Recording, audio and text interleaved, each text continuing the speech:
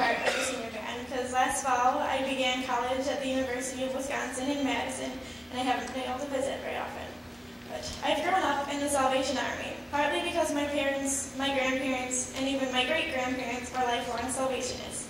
In fact, two of the Salvation Army officers here are my relatives. Majors Jesse and Kelly Collins are my aunt and uncle.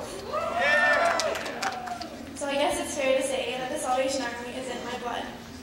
My dad has instilled in me a love to travel. He loves to take my mom, my sisters, and me on elaborate family vacations. His name is Damon, and spelled backwards that is nomad, which means someone who wanders from place to place. I think that fits him well. As a family, we've gone on cruises in the Caribbean and the Mediterranean. We've driven all through Europe, from Prague to Barcelona, from Venice to the Swiss Alps, from Munich, Germany to Salzburg, Austria. We've gone to London to visit Windsor Castle and Oxford to tour the filming location of the Harry Potter movies and the gardens that inspired Lewis Carroll to write Alice in Wonderland, and to see the mysterious Stonehenge.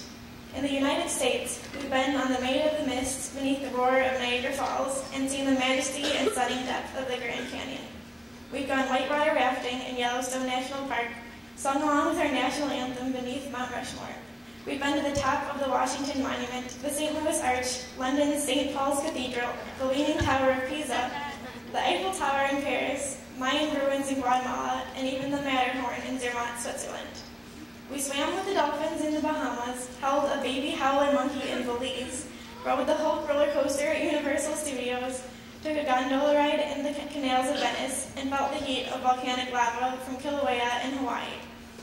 You might think that's all pretty impressive. Indeed, it's been a wonderful upbringing, and I've been blessed. But over the past 3 years, being a soldier in the Salvation Army has provided the most wonderful and meaningful opportunities of my life.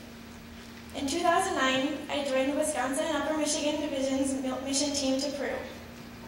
In Ica, we witnessed the terrible poverty and living conditions of people displaced by an earthquake. We saw children begging for food and handouts. Despite the poverty and dismal conditions, the Salvation Army Corps meeting took place on a regular basis in a hot dirt floor tent structure.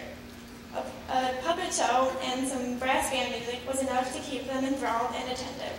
And just a simple craft was enough to make the kids run home with a big smile on their faces afterwards, excited about showing their creations to mom and dad. Back in Lima, we had a different role. Martin Roden and the team were in charge of the majority of the music camp. We gave brass instrumental lessons and singing sessions. Personally, my sister Megan and I were in charge of the piano classes, and I'm proud to say by the end of the week, our piano students were proficient in playing Ode to Joy. Even though we were supposed to be the teachers, the Peruvian Salvationists have an amazing ability to improvise and a very impressive praise and worship band. Sometimes it felt like teaching them to read music might actually be slowing them down. By the end of the 10 days, we had made so many friends. Yes, we felt like we had fulfilled our mission of teaching some music, but I think we also fulfilled a greater mission of sharing our Christian faith with the campers. The trip to Peru was a major undertaking that took me out of my comfort zone in many ways. But in 2010, our Corps took on a church mission trip project alone. This was a family mission trip to Ghana, Africa. 5 families got together and planned to take this on with our Corps officers, Majors Greg and Bobby Thompson, as their leaders. What we didn't know was that after we committed to the project, the Thompsons got moved to Chicago, and we were going to have to make the trip without our fearless leaders. But the show must go on, and we followed through, getting our malaria medication and our yellow fever and hepatitis vaccinations.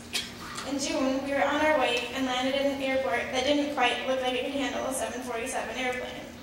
That was just the start of what my sisters and I called roughing it.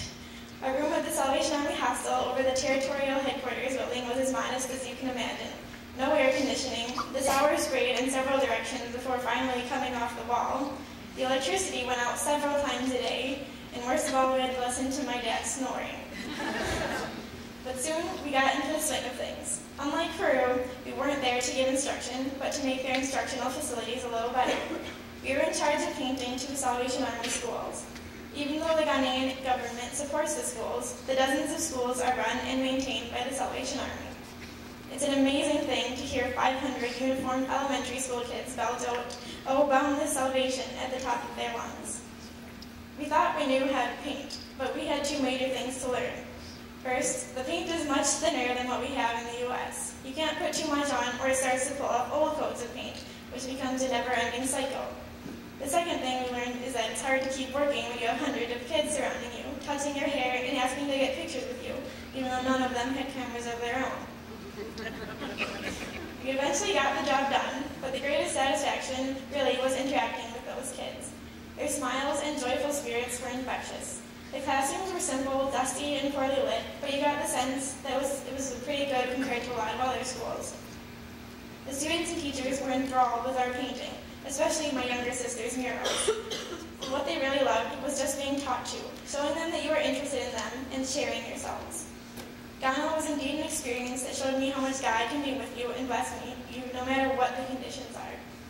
In January of this year, I returned to Peru with the WUM Division mission team and renewed some wonderful friendships and realized that whatever my future profession is, missionary work will always be a part of who I am.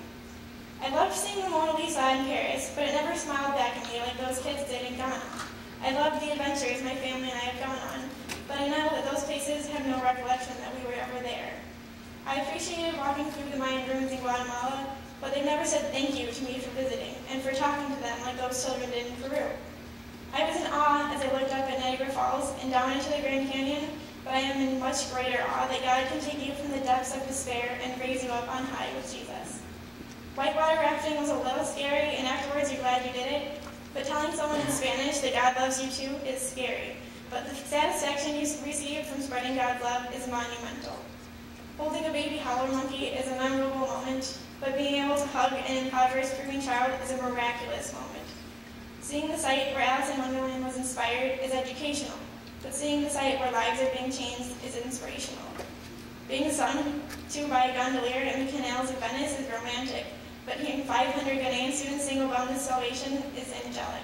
And most of all, traveling all over the world is something I love to do, but a greater joy comes from telling someone